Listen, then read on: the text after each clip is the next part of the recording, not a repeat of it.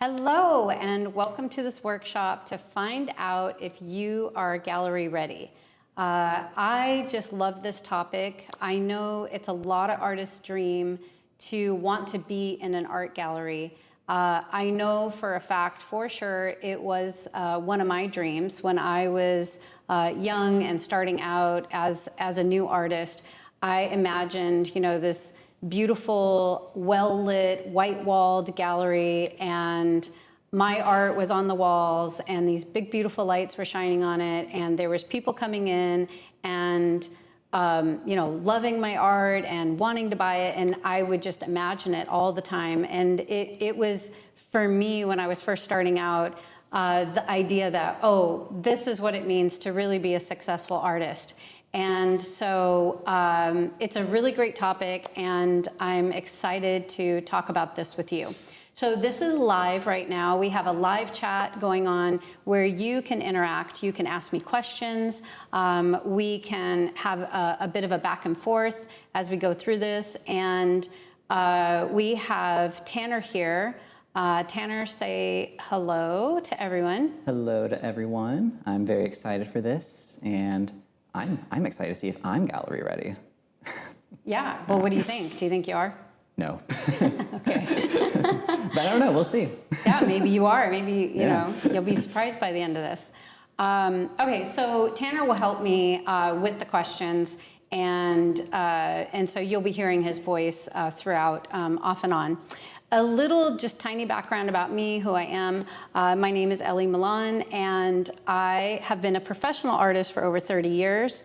I have sold, so far in my career, with my husband, who is also a professional artist. Together, we have sold over 10,000 pieces of our art. A lot of those were collaborations. And we have been represented by over 50 galleries throughout our career, not all at one time, but throughout our career in the US and internationally. And I'm also the owner of and founder of Milan Art Institute. And also I own a gallery right here in Sarasota, Florida. And so, I have a few partners also in all of this that, we work on this together. We're a family business. And so it's been a really interesting vantage point because I have seen this topic mostly from an artist perspective of somebody that at first was not in galleries, and then over time I got into galleries, a bunch of galleries, been represented by all kinds of different galleries, all in lots of different locations with different cultures, different criteria, different markets, different types of audiences and clientele. So I've really seen a lot in the gallery realm. Worked with a lot of different gallery owners. I've also worked through dealers or publishers who worked with galleries. So basically kind of a middleman or an agent between me and the gallery. And now I own a gallery and sell my art plus other people's art, and work with our own gallery director. And I've learned a lot from him as well. His name is Jock Amor, and he has had lots of experience in all kinds of different galleries selling art and as a gallery director. So I feel like I know this topic very well. In fact, I wrote a book about it. So I'll tell you a bit about the book a little later. The book is really great. It's full of real life stories and really important insider tips on what are galleries looking for, how do you get into galleries, how do you contact, what's the best practices to contact a gallery, how do you know if you're ready, which is very, very key, very important, which is what we're covering today. Also, once you are in a relationship with a gallery, how to best foster that relationship to get the most out of it and have mutual wins where you guys can sell a lot of art through that gallery relationship. And what is your part? What is their part?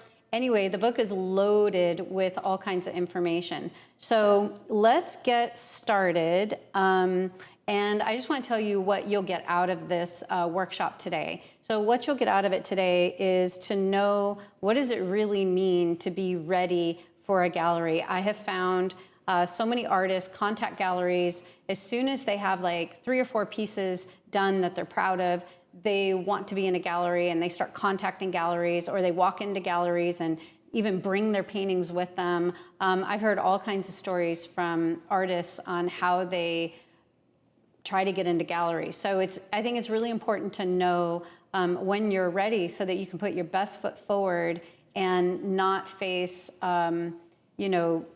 sort of early onset discouragement by getting rejected because you just weren't ready. I also want to preface everything I'm saying with this very important point, okay? This is really, really important, so you know where my heart is, where I stand on this. I don't put a whole lot of stock in talent.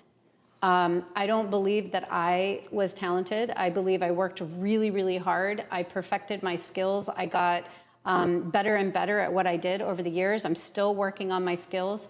And it's through dedication, commitment, and hard work that I've gotten to where I am. That doesn't mean talent doesn't exist. That doesn't mean some people have an aptitude for art. That all is true. But, anybody, even if you are completely untalented, like me, anybody can work hard enough with enough commitment and devotion to be in a gallery. And I have seen many artists that I've trained and I've worked with that in less than a year, from basically not really having any skill to 1 year later being represented by galleries. I have real life examples of people I know personally that I've walked through that whole progression. So I've also known people where it takes them 5 years. I've also known people where it takes them maybe even longer. I've known people it takes them 3 years. So everybody is different, and your level of commitment to that is going to be different. But if you are not ready at this point, we made a joke about Tanner. He thinks he's not ready. If Tanner really wanted to, in 6 months he could be ready, if he wanted to. He'd have to really commit to that and devote himself to that, and I believe he could be ready. So, if you might hear some things that, you go, oh, that's me. I don't think I'm ready. I probably can't ever get into a gallery. Don't think that. You can change it. You can, put effort in the right direction, and in no time be represented by a gallery. I believe that with all my heart for every single person, no exception. And I haven't even looked at anybody's art. So I don't have to look at your art because I've seen it so many times. So, okay, you'll also walk away with what do galleries want to see in your portfolio? What are galleries really looking for? What are the techniques? What are the skill set? What are the themes? What are galleries really looking for?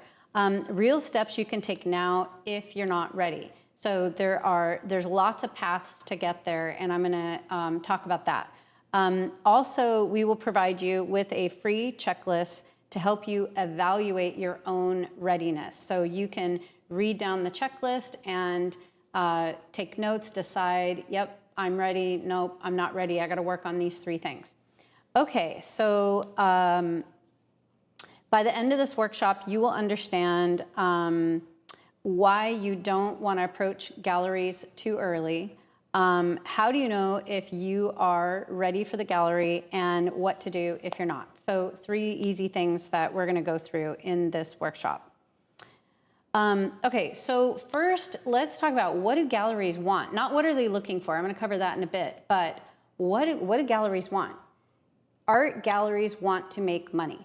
They're a business. That is the first thing. They're not out to... Now, a serendipity of owning a gallery, I've met a lot of gallery owners like this. They find a lot of purpose and value and virtue in what they do, and they really feel like they're adding to culture. They feel like they are matching a artist that has something to say with a collector who wants to hear it, and they find a lot of purpose in that, and they love what they do.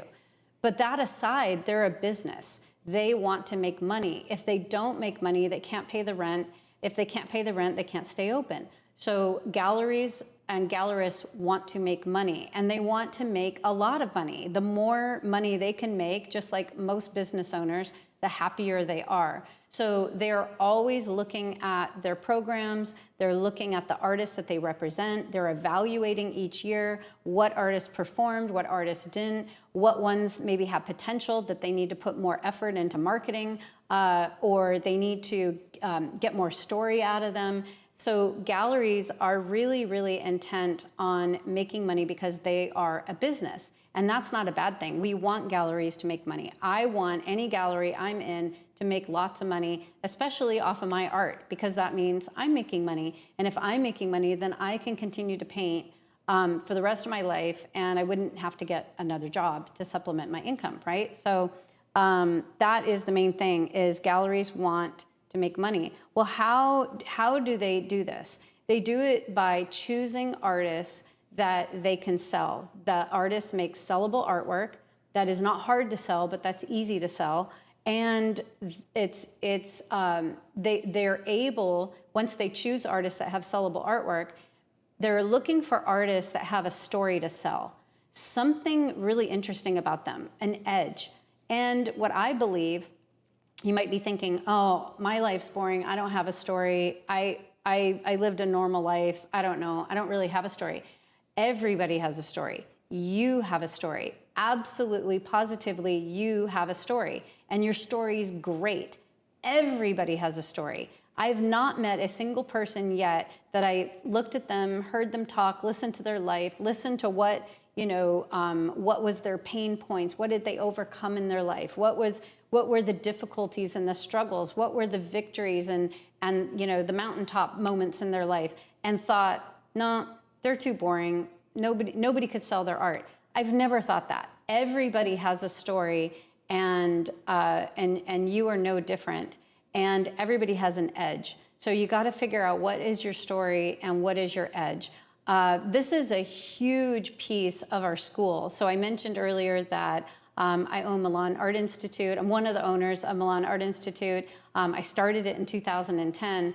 And my whole point of starting the school, the art school, was not just another art school like every other art school out there. I wanted to start an art school that helped artists become full-time artists, full-time professional artists, where they could make their sole source of income off of the sale of their art. So that meant they needed to learn all the skills that are necessary to be at the level that galleries want to sell, or that publishers want to represent, or that dealers want to resell. They have to have marketable skill. They also, these artists have to have a story and develop their voice and develop their style. And that is what I have spent a huge part of my life thinking about from my own experience, and distilling into a curriculum and a step-by-step process where you can figure out what your story is and what your art is about, what you are about, what your voice is, what your cause is, so that you can talk to a gallery and say, this is what I'm all about, and tell them stories about your paintings and what inspired them and why you do what you do and why are you even an artist. And the gallery will sit there and go, wow, this artist has depth. This artist really knows themselves. This artist is self-aware. I can sell this. I can sell these stories. I can sell what this artist is having to say. I can already imagine the audience that this artwork is for. And so that is one of the key things, is knowing what your story is. And that's why we hit that really, really hard in our program that we use, called the Mastery Program, to help artists become professional artists. So a gallery is interested in making money, knowing what your story is, what the stories are about your artwork. And this is an ongoing piece of the relationship. It's not just you get your artwork in there and then you just hide out in your studio and paint. Once you're in a gallery and represented by a gallery, you build a relationship with them, and you build a friendship with the directors, with the salespeople, so that they know what your story is and what you're about. And anytime you send a new piece, you send the story with it, so they know what to say to the collector. And it's those stories that sell art. Also, galleries are looking for an edge, something that can build your reputation, so they can tell collectors, oh, wow, this artist, has recently done this show, or has won this competition, or has met this person, or has this notable person that collected their piece. And they're looking for a way to build clout of some sort. So those are the main things that galleries, one of the main things they're looking at when they're evaluating different artists. So you'll have an edge over other artists if you can articulate your story. So I'm going to give you a real life example of this. And I have many, but this is one that I'm extremely close to. So this is my daughter, Dimitra. So Dimitra is one of the owners of the school. She teaches at the school. You might have heard of her. She's a pretty well-known artist. And she started at a very young age. So she started taking art classes as soon as we opened the school, I think at like age 11 to age 12.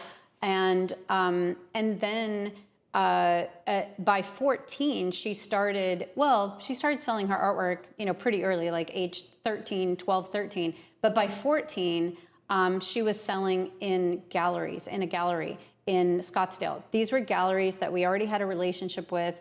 They saw her art and they represented us, me and my husband. They're like, wow, their daughter's, really good. Let's give it a try. So it wasn't like, complete strangers. It was through inroads that we had already established. But she, so this is some of her early work here that you're seeing. And as you can see, she has a cohesive style at this point. This is when she's actually 15. And so at age 15 here, she had a show in Scottsdale at a gallery that represented my husband and I. And it was sort of like a pop-up show. They didn't commit to representing her. They just wanted to see what would happen. And people from all over came because they wanted to see this 15-year-old that was in a gallery. The newspaper did an article on her, and tons of people came to the show, and she sold almost every single piece she had in there.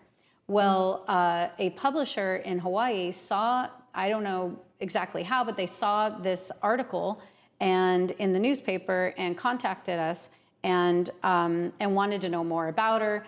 A relationship developed, and they started representing her. And they began putting her in a bunch of galleries. So by age 15, she was in all kinds of galleries in Hawaii, in California, and Las Vegas, in Nevada. And so she was selling super well right off the bat. And in her first year, they sold over $1 million worth of her artwork. That's the retail. That's not what she got, but that's the total sum of all the art that they had sold. And that is pretty good for a first year. So what this did is it built a whole precedent of sales. It built a reputation. It's like she was a proven thing. Any gallery, it was so easy for her to get into a gallery because she could say, oh, I was in this gallery and my first week, this is how much sold. My first month, this is how much sold. And galleries want to make money, so they could pick her up. The other thing she had going for her was a story. Because of our experience, my husband and I, we knew that was really important. And the publisher also knew that was really important. And they really tried to hone her story and develop that story. What was her artwork really about? Why was she painting what she was painting? What were they communicating? What are her thoughts at age 15 about all these subjects that she was painting? Her story also that her parents own an art school. She took art classes. Her parents taught her. They're also professional artists. That's a sellable story. Now, granted, this isn't typical. This isn't normal. This might not be your story. So I don't want you to think, oh, well, okay, easy for her. Her parents were already professional artists. She had an art school she could learn from. She started out super young. Easy, easy. Yeah, she was pretty lucky. Like that is a good path. But everybody has a story. Every single one of you watching has something in your life, something that you really care about, something that you're living out that is story worthy. that you can develop, that you can talk about, that's just as fascinating, that's just as interesting. So that is the important key ingredient to all of this. I mean, you also have to have very good art, but besides that, the story. So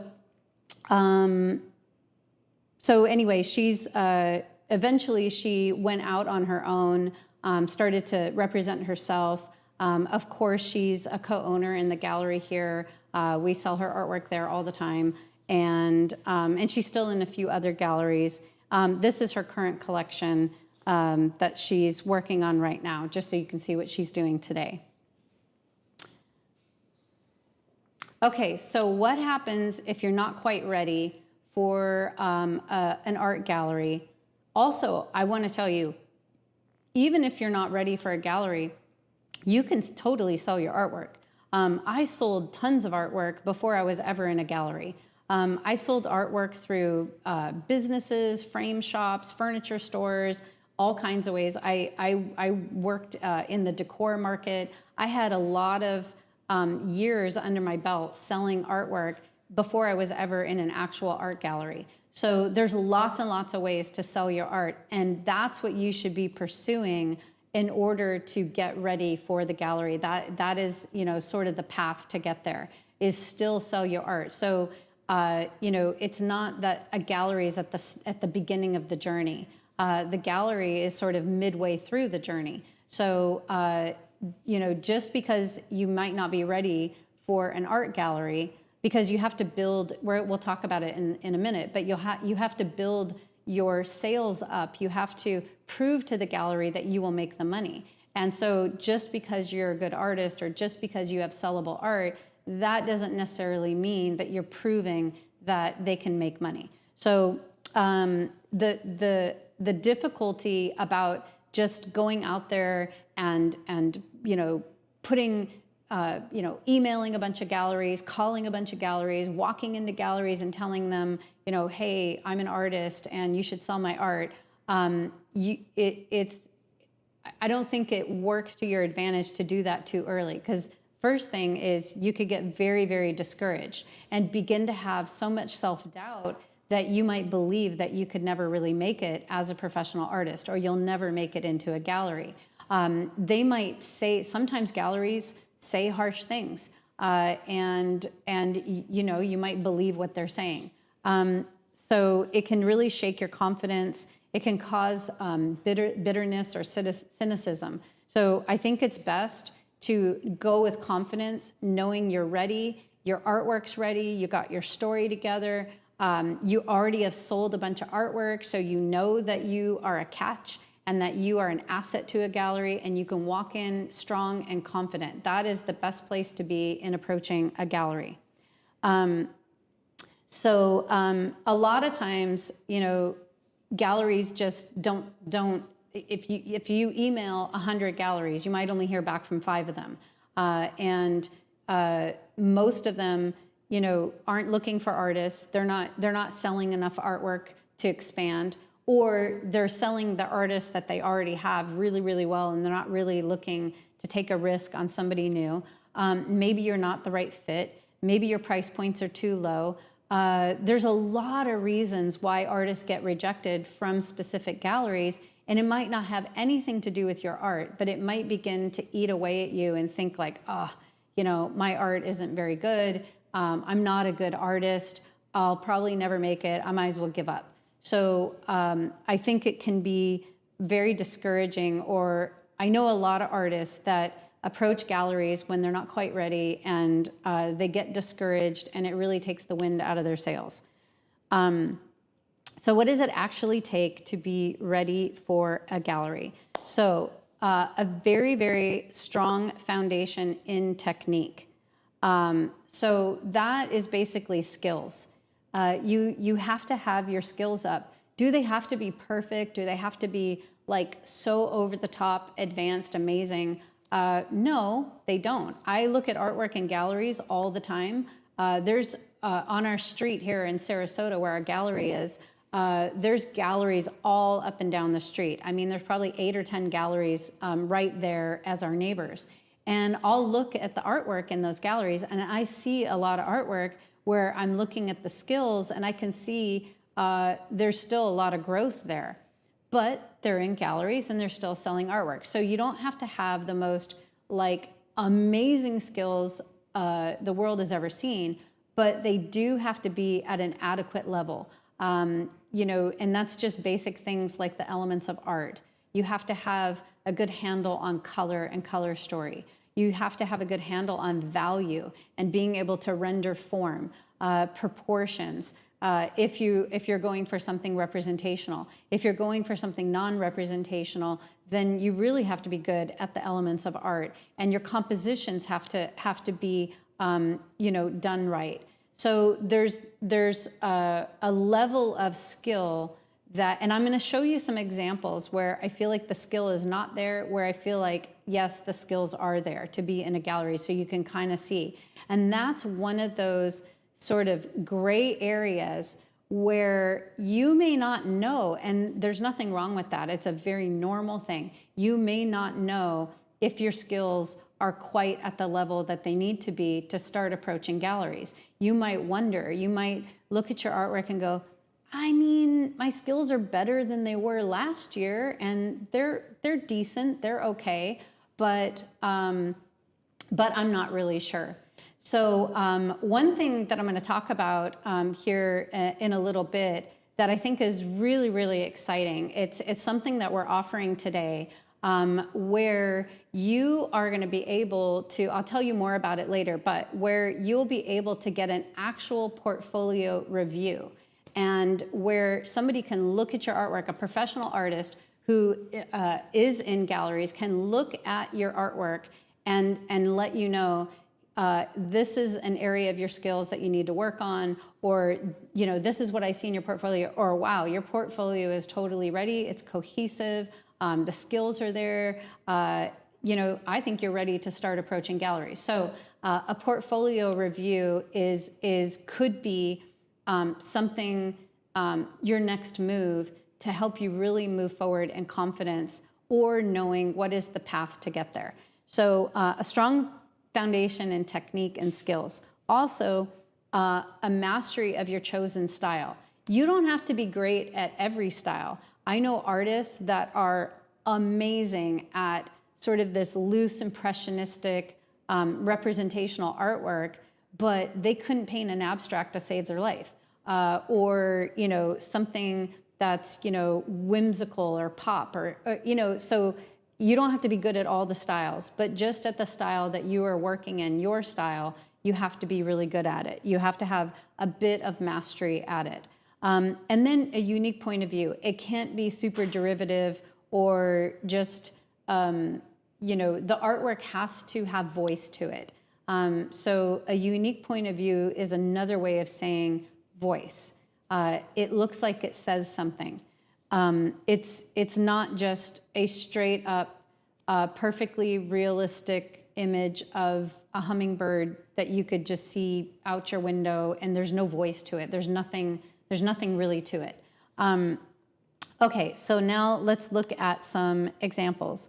So if we talk about skills and technique, if we look at the paintings on the left, there's not enough skill there. If you look, you know, the scale is all the same. Those red flowers are exact same size. They're right in the middle, so the composition isn't very good.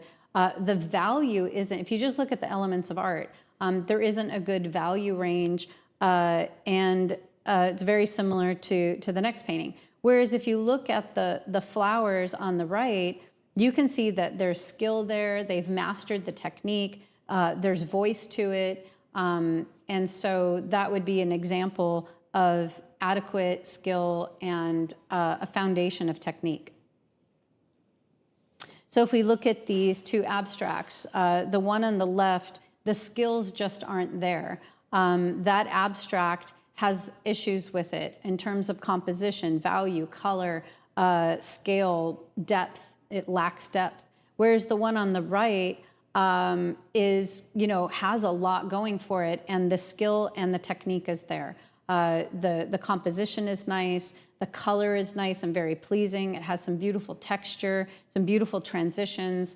It has a voice to it. It makes you, want to be there. It makes you want to look at it. You can imagine that in somebody's house.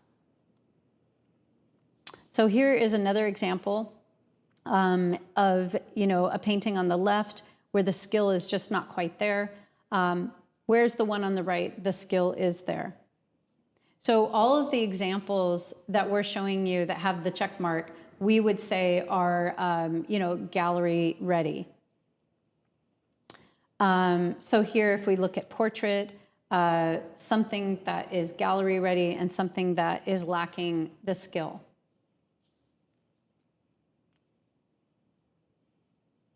Now, this is a good example of a unique point of view where the story, a lot of this is really hard to put into words.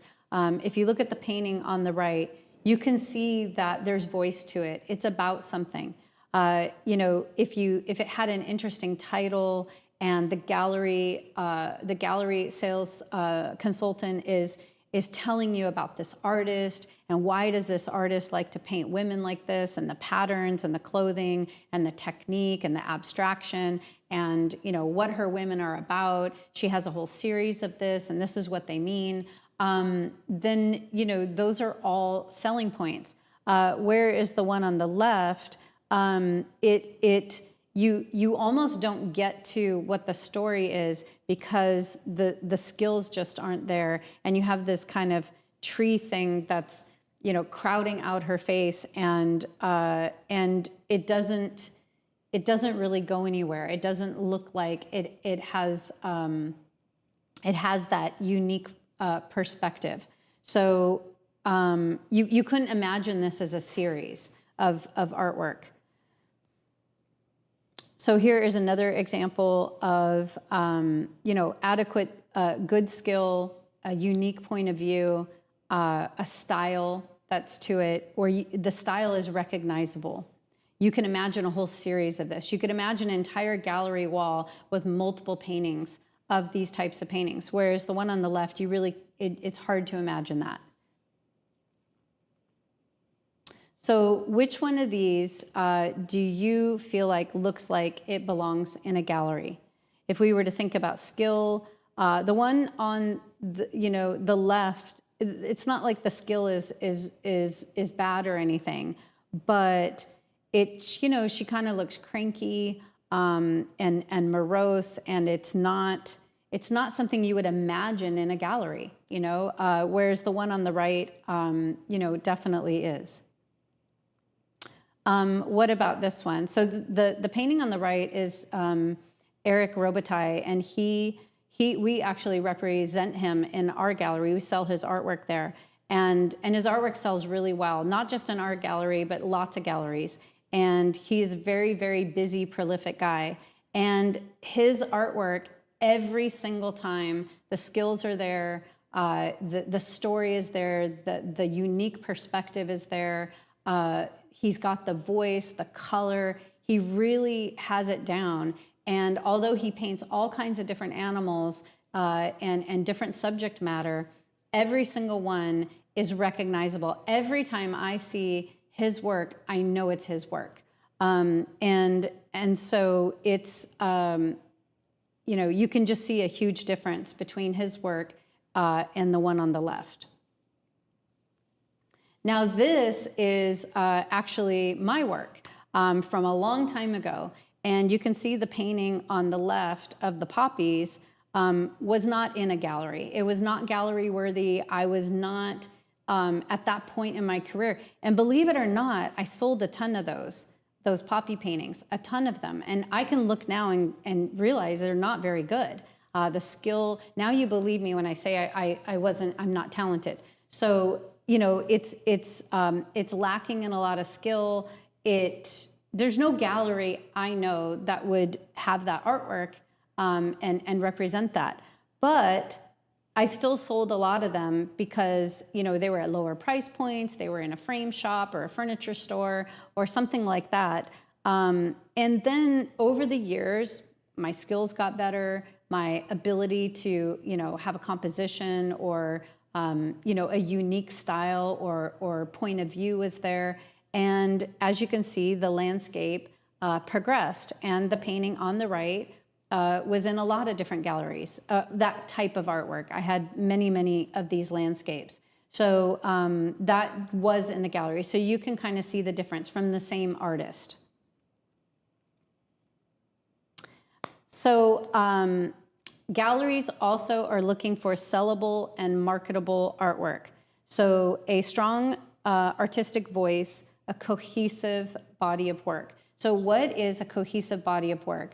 That's where I always tell artists, you are not in business until you have 30 pieces that are cohesive in a cohesive style. They all look like they were done by the same artist and at the same skill level. Because as an artist is emerging and learning, your skills, if you're painting a lot, if you're painting all the time, your skills go like this. And as you're working towards your 30 pieces, your first 5 might not be any good anymore, and you've way surpassed yourself just by painting a lot. And that happens. So then you just have to keep adding until you come up with 30 pieces that all look like they were done by the same artist at the same skill level, that you can proudly present all 30, and you're not looking at 1 or 2 of them thinking, oh, I don't know, that one's like not my favorite. So a cohesive body of work of at least 30 pieces. And I tell our students this all the time, and they think that's just crazy. They think that that's just a ton of artwork, and how could they ever get that many pieces together?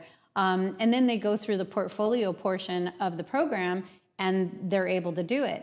And once they graduate and they start to get into different shows, different opportunities, maybe a pop-up gallery. A lot of galleries will do that. They'll try you out, like my daughter, they'll do like a pop-up show with you, not a full-on representation, but just to kind of like see if they can sell your art. So they'll get into a few pop-ups, get into like a group show of some sort, and all of a sudden they're wiped out. And they're like, man, good thing I had at least 30 pieces. I've just done 3 or 4 things, and now I have no artwork. It's all gone, and I need to keep painting. So 30 pieces of artwork is really not that much. I always tell artists that don't get itchy or feeling like you have too much artwork until you're at least 70 pieces to 100. I almost always have at least 30 pieces on hand, and I'm working hard to get more, because I'll sell more. So that is really important. Also, your color, your themes, and your level of excellence is all there.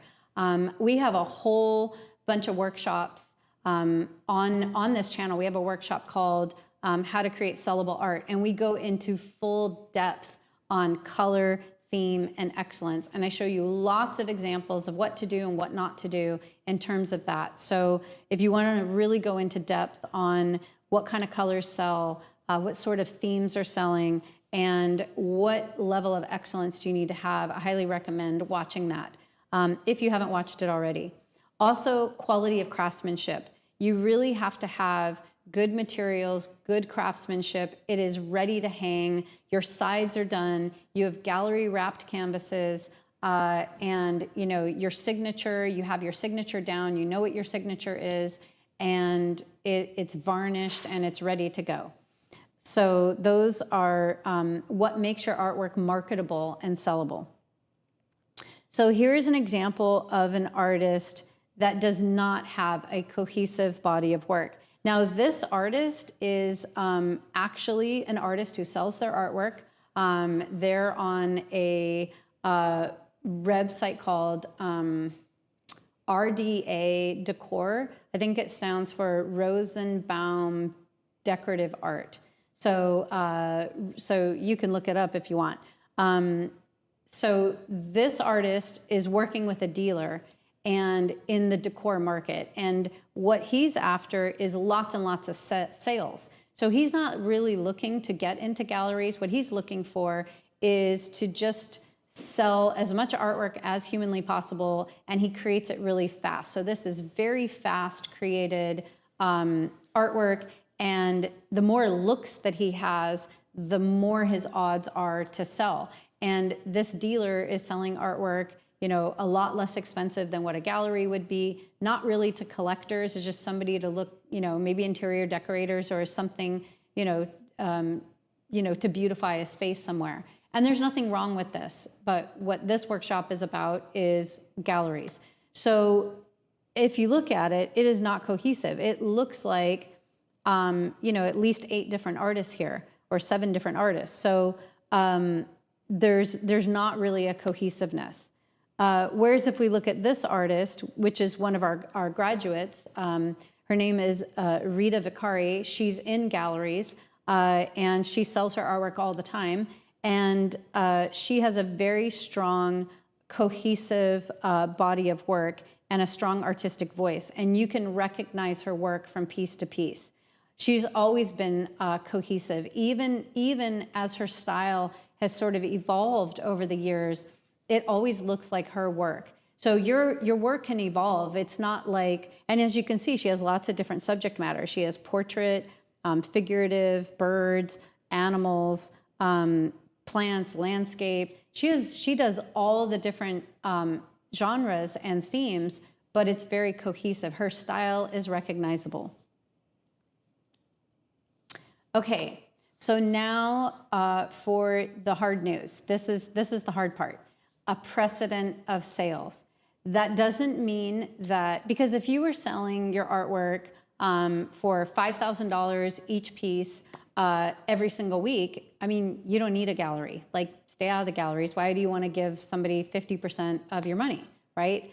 But you have to have a proven track record of sales. Maybe it's not 100% at the price points you would like to get or that the gallery would sell them at, but it shows the gallery that there are people out there that want your artwork enough that they are buying it and it's selling. So creating a precedent of sales, and you don't even have to create it for a very long time. It could just be over a few months. I've known some artists that graduate, start selling their artwork, and after their first 4 months, they've sold already 20 pieces of artwork. And they can go to a gallery at that point and say, yeah, I mean, I had just started. I only started selling my artwork 4 months ago, and I've already sold 20 pieces. Well, that tells a gallery, well, I could probably do better because I have these gorgeous white walls and I have all this other artwork around, and I have this whole roster of collectors looking for new artists to purchase. This is great. I'm looking at the artwork. I can hear her story. I think I can sell this artwork. So that's what we mean by a precedent of sales. It doesn't mean that you have to go to a gallery and say, yeah, I made $100,000 last year selling my art. Because if you did, you probably don't need to really be in a gallery. So you've sold artwork to strangers and not just friends or your mom. So you have to basically prove both to yourself and the gallery that what it is you have, what you are creating, is actually wanted by other people outside of your circle of friends. Also, a consistent pricing model. I have found that most galleries, most good galleries, there are some galleries that starter galleries that you can get into that maybe the price points are a bit lower, but most good retail galleries, your price points are going to start out at $3 a square inch at least. I know when I see artists that have really low price points and they have this beautiful, 30 by 36 canvas, and they want $800 for it. I'm like, okay, well, I don't really want to just make $400 on selling a piece of artwork. I'd rather make $2,500. So galleries want the higher price points. Their clients that they have want to spend that kind of money. They don't want to spend $800 on a piece of artwork. They want to spend $4,000 or $5,000 on a piece of artwork, or $10,000 on a piece of artwork. But you can't just overnight get to $10,000. You have to build your way up to that. And I think for galleries, the starting point to building is at about $3 a square inch. So, and you want a proof of sales and testimonials. So as you sell your artwork, hopefully you're collecting that. Hopefully you have that. you have proof of sales, you have a happy collector, somebody who bought your art, they write to you, they say, oh, I put it on the wall and I love it. And then you write to them and you say, oh, send me a picture. And then when you talk to a gallery and you're in a conversation back and forth and they're considering you and you're considering them, this is stuff that you can share. And you can tell the story about how this collector saw your art and it reminded them of blah, blah, blah. And so they bought it and then they brought it home. And now every day it makes them think of this, this, and this. So those are the kinds of stories that really endear a gallery to you. Okay, Tanner, do we have any questions so far? Because I've kind of laid out a bunch of information, and there's more information, but I feel like we should kind of take some questions. Yeah, we've got plenty. And if you have more questions, anyone, feel free to put in the chat. Yeah, we'll do questions a bit more too in a little bit. Yeah. Someone was wondering, do galleries accept painting on oil paint paper? And if so, how would I package it for them? Frame it, mount it to a board? Yeah, that is a great question. So it depends on the gallery. I have known lots of galleries that don't want anything to do with paper. They see it as a liability. They are worried about the damage. They're worried about, corners getting bent and those types of things. Mounted and framed, I think they're more likely to take it. But then what you run into with galleries is they'll say if there's a glass over it, then everybody thinks it's a print. So most of the galleries I've worked with do not like glass over an original. If it's on paper, they want it matted and framed without the glass. As soon as there's glass on it, people think it's a print, and then they don't want to buy it, or they don't want to spend money on it. So that's the tricky thing.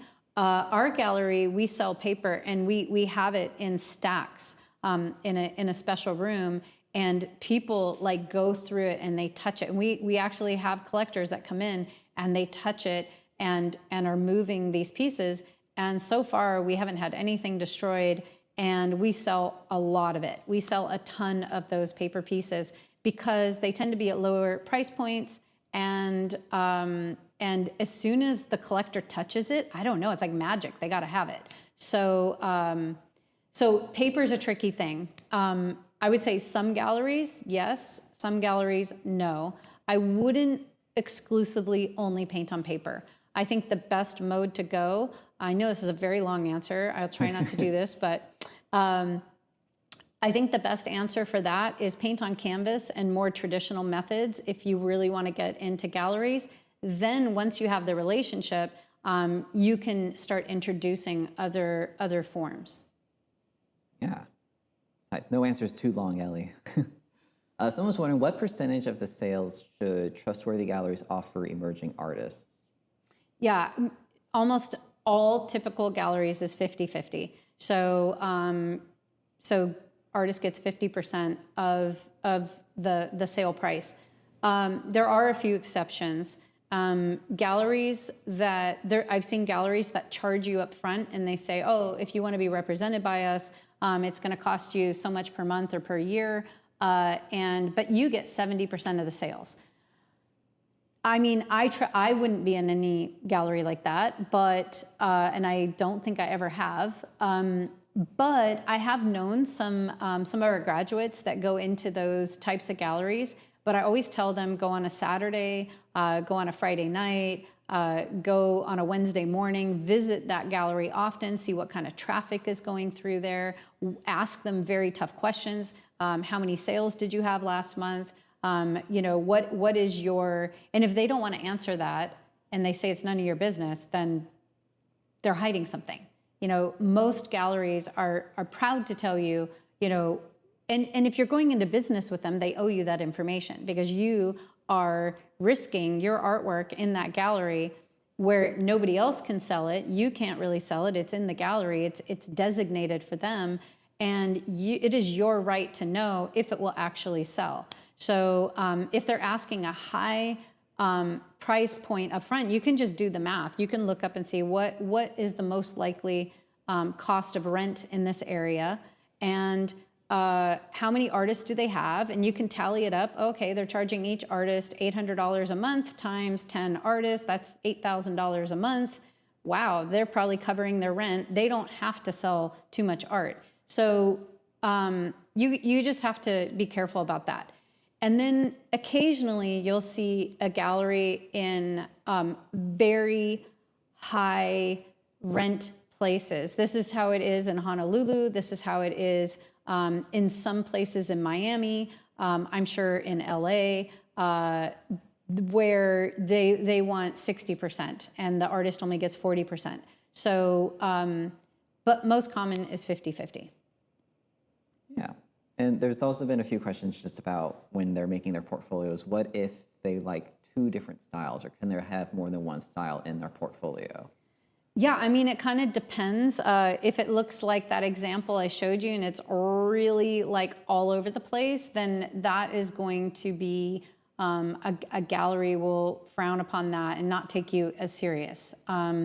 So I wouldn't, I would just present one, and if they're close, they're similar. Like a lot of people, they think they're all over the place, and we look at their art and go, no, this, like what I just showed you with Rita's, because they're like, oh, well, these are animals and these are landscapes. Yeah, but it's the same style. You can still see that the same artist did it. So it's one of those things I would just have to see. But if they're very, very different and looks like 2 completely different artists did it, I don't think that's a good idea. Yeah. And someone's wondering, I often paint typically old English places, like cottages, manor houses, ancient ruins. Would this type of thing sell internationally, particularly of the US? You know, it just really depends. If there's a voice to it and it's done in a unique style, maybe. I think that it's a tricky thing. If that is your true love and what you're most passionate about, then, and if it doesn't have those things I was just talking about and they're just pictorial, you know, then I think that those would sell best in, you know, where tourists come to England and they're looking for that. So you can either evolve if you want to get into more markets, or you just double down on what you're doing and become the very best of that genre and what it is, and get everything, whatever it is you're doing, do it better and better over the years, and just climb to the top of that sort of more niche market. Yeah. Okay, we'll take more questions in a little bit, but I'm gonna go to the next thing. So also, another thing that art galleries are looking for is professional habits and a prolific output. So, you know, most, I'm not going to say most, all professional artists that I know paint a lot, like 40 hours a week plus. So, you know, really, Dimitra, when she started working and putting all of her art in galleries, she was painting 60 hours, 70 hours a week plus. She was pumping out, you know, 8 to 10 original paintings every single month. So, you know, you really have to develop that professional habit where this is your main focus. What you really, really imagine, I don't know, a dentist or a brain surgeon is about to do brain surgery on you, and brain surgery is his hobby, you know, and it's something that he does periodically, off and on, you know, sometimes 10 or 20 hours a week, but then maybe a month he doesn't do anything.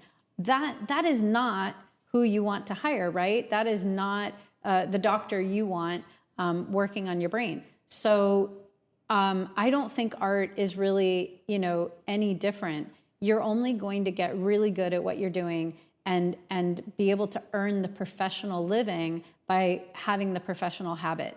So another thing that we really ingrain into our program is getting artists stamina built to where they're able to paint more and more, where they grow from painting about 20 hours a week up to 40 hours a week by the time they graduate, because it's really, really important that you develop those professional habits.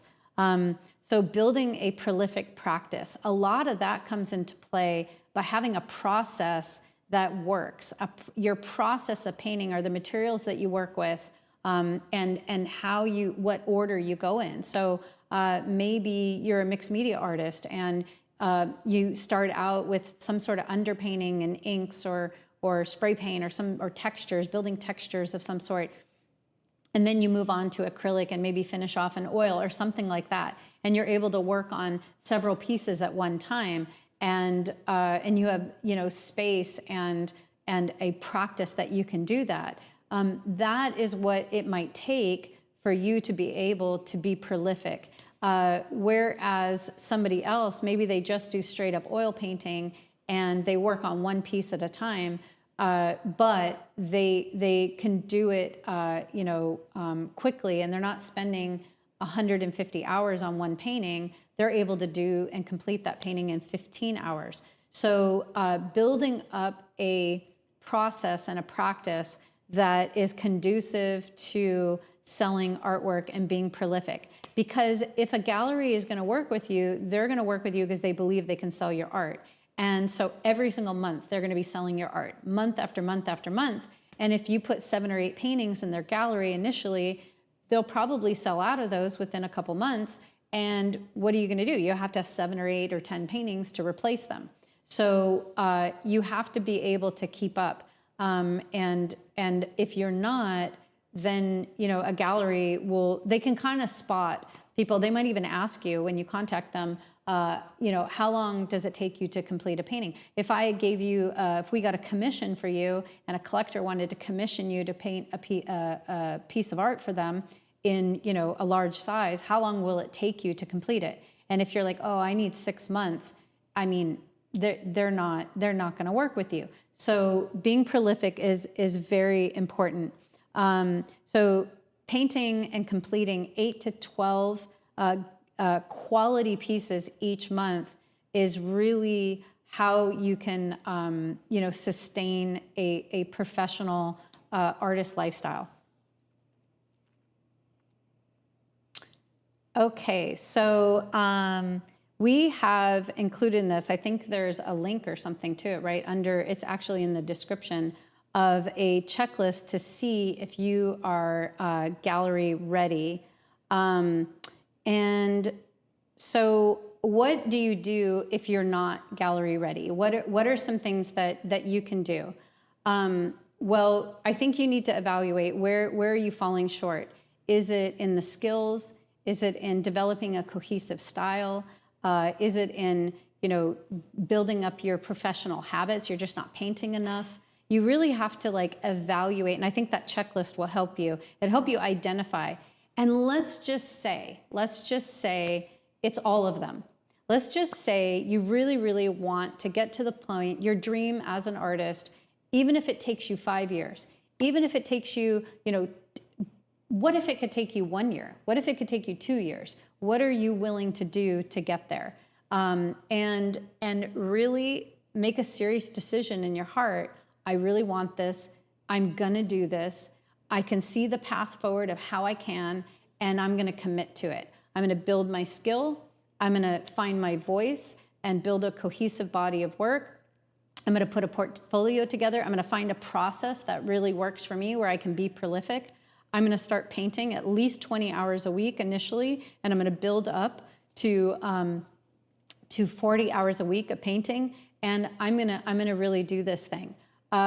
Then you can do it. You absolutely can do it. Even if, as you go through the checklist, it turns out that you have to work on all of the categories. Maybe that's not you. Maybe you have most of it together, but you're just missing a few of the pieces. Maybe you have the skills, you have the artwork, but you just haven't really put your artwork out there, so you're not really making sales. Then what you need to work on is getting your artwork out there to build a precedent of sales. And so you need to start working with local businesses. What walls in the businesses around you that have the clientele that you think would like your artwork, you can put your artwork in there. Can you contact those people? Can you walk into those places and see? Maybe it's a salon, maybe it's a coffee shop, maybe you have a close friend whose husband is a lawyer, and his walls are bare, but he has, you know, high-end clients coming through. There's always a way. So finding places to put your artwork and get it out there, get it seen. Maybe you need to kick up your social media and post a lot more and be open and be vulnerable and share your process, share who you are with the world, and post on a regular basis and amass some followers. There's lots of things that you can do, but that identifying what area you need to work on, I think is really key. So, Tanner, what other? That's what I was just talking about now. Posting consistently. You can participate in local art shows, exhibitions. You can partner with local businesses for exposure. You can host your own art shows. Maybe you have a beautiful home and you can invite a bunch of people to your home and have a show in your home. So there's a lot of ways that you can get your artwork out there, and just putting effort into selling more artwork so that you can prove to yourself and a gallery that you can sell artwork. All right. So some more questions. Oh, I just lost it. Someone's wondering, what do you think about art exhibitions who display one's art at expos digitally? Never even heard of that. I have heard of that. And I've known some people that have done it. I don't think that I have enough experience with that to say definitively, is it good, is it bad? But they are doing it a lot more, I've found, in Europe than they are here in the United States. And every case that I can think of, I haven't done it myself. So every case that I can think of that I've known somebody that has done that, didn't sell any art, and they paid a fee to be in the show. So anytime you have to pay a fee to be in a show, and this excludes like artist fairs, having walls and wall space that you can control, and you control the sale, and they don't get a percentage of it. It's like you're renting almost like retail real estate for a weekend. That's a tent show, that's an art fair. That is completely fair, right? You're paying them $1,500 or $3,000 or $300 or whatever it is to say, I get this space and this is my shop, this is my gallery, and I can do what I like, and I can display my art and sell my art and have my own transactions, and I have a record of the people who buy my art that I can remarket later. Totally legit, totally fair. But when it's, we're gonna show your artwork digitally, and all these people coming through the train station in Zurich are gonna see it, and so you need to pay us, 2,500 euro to do that. And yeah, you get a QR code that drives them to your website. I have not heard of a single case where somebody walking through the train station of Zurich takes their phone, goes to the QR code, goes on their website, and buys a piece of artwork. Real art sales happen with a salesperson, somebody selling it, whether that's you selling your own artwork, which is telling the story, or a gallery director or a publisher or a dealer or an art consultant or a designer. That's how art gets sold. It's very rare that somebody stumbles upon a piece of digital artwork online somewhere and goes, ooh, I'm gonna jump through all these hoops to figure out how to buy it, and then go on this unknown website and go through this digital transaction to buy it. It's not very common. I don't know if that answered that exact question, but. I think it did. Okay. And someone's wondering if there's a specific size of artwork that collectors and galleries seem to lean towards more than others. Yeah, I mean, I think that is somewhat geographical, and I've, for example, galleries in Texas, big. Everything in Texas is big. So not to say small pieces don't sell, but they really like big. We were in galleries in Scottsdale, Arizona, and it's sort of a similar principle as Texas. Huge new houses, lots of square footage, sprawling, square footage, big giant ceilings, epic spaces, large pieces. So, almost every gallery I was in those cases, 30 by 40 was the smallest I painted. Mostly they wanted 48 by 60, 48 square, because they want the big sales, and the people buying are, if you're gonna spend a lot of money on a piece of original artwork for your home, and it's going on the main wall that's huge, that's the piece you're looking for. Whereas the ones in the bathroom and that, maybe they're prints or they're picked up at local shows. That's not where they're spending their money. So, but a gallery in San Francisco or some other city, or in the UK or other space where the spaces are a bit smaller, and the walls are a bit smaller, the ceilings aren't quite as high, then I think more the medium to smaller sizes make more sense. So it really depends on the gallery. What we tell our students in their portfolio section of the mastery program is to create a range. And we say most of them, should be like 40% of their artwork should be in that 24 by 30 to 30 by 36, 30 by 40 range. And then they should have a couple pieces that are larger than that, like a 36 by 48, a 48 square, 48 by 60, something like that. And then they can have, a chunk of their portfolio that are smaller pieces. They could be 12 by 12, 12 by 16, 9 by 12, 16 by 20, 20 by 24, 18, 24. So really having a range, I think, is good if you're going to find lots of different markets. Okay, so I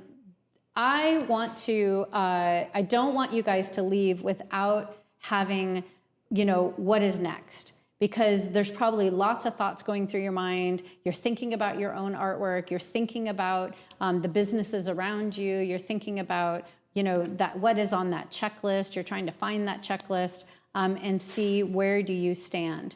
I have written a book that is a bit about what we talked about today, plus so much more. So it is a very hefty book with lots in it, all about how to get into galleries. So knowing if you're ready, and it's very interactive. So there's lots of spaces for you to write in it, take notes, be able to, it asks you all kinds of prompts and questions after each section. So it's like a book with a workbook kind of with it. And lots of stories in there, so it's fun to read. It's very inspiring. I think you'll finish the book feeling like, I can do this.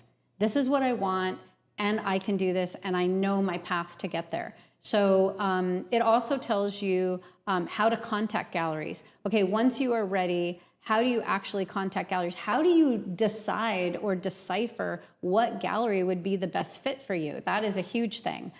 So I teach you in that book how to look for galleries and know what is a good fit for you. We talk about pricing. I talk about, once you've identified some galleries that you think you would fit in, how do you contact them? How do you follow up with them? Once you're in a conversation with them, what are the questions they're going to ask you? What are some questions you should ask them? I also talk about, once you've established that relationship, what does the contract look like? What is acceptable in that contract? What is not acceptable in that contract? And then how can you be a really good artist for this gallery? And what are your expectations that that gallery should do for you? How can you collaborate in marketing together? How can you collaborate in getting that story out there? What are some assets that you can provide for that gallery that will really help that gallery do well for you? How many galleries should you be in? How do you want to diversify your markets? There's so much in that book. It's a really fantastic book. And with all of the wealth of information that's in there, it's only $35. So I think you have a link, right, Yeah, Tanner? I put a link in the chat to it. Okay, so the link is in the chat, and maybe the link is also under the video. It is, yeah. Okay, so that's how you can connect with the book. But what is really exciting, if you buy the book, we have a very unique opportunity where for only $50 more, you can have a full portfolio review. So you can submit up to 10 paintings for someone on our team, a professional who will look through your portfolio and give you exact feedback on what you need to do to improve your portfolio, to add to it, what direction you should go in. Are you ready for a gallery? If not, what do you need to do? And give you feedback. So you can have a one-on-one call with this professional and be able to discuss this, where you can discuss your portfolio. So I know a lot of artists really need that feedback, really are wanting that feedback, and there's not a lot of people out there that really know what they're talking about that can get that feedback. So that is just like an incredibly unique opportunity that we have for you. So if you do buy the book, there is an offer in there for $50 more that you can have that portfolio review if you really want to know where you stand. So we will be kind, encouraging, but tell it to you straight. And also, if you are not quite ready for the gallery, we will tell you exactly what we think you should do in order to get ready. So I think it could be very valuable for you, and I don't want you to miss out on that. So, so yeah, I hope this was very informative for you. I hope it's inspiring. I hope you walk away from this believing that even if you're not quite ready, that you can get ready, and it's not going to take forever, and you don't need to go to 4 years of art school somewhere with some degree. I have a degree in art, and to this date, nobody has asked me for it. Nobody. And I've only presented my CV like 3 times in my entire life. So, and I've been in over 50 galleries. So all galleries care about is making money and selling artwork. And they don't care about CVs, and they don't care about diplomas. So, so don't let that stop you.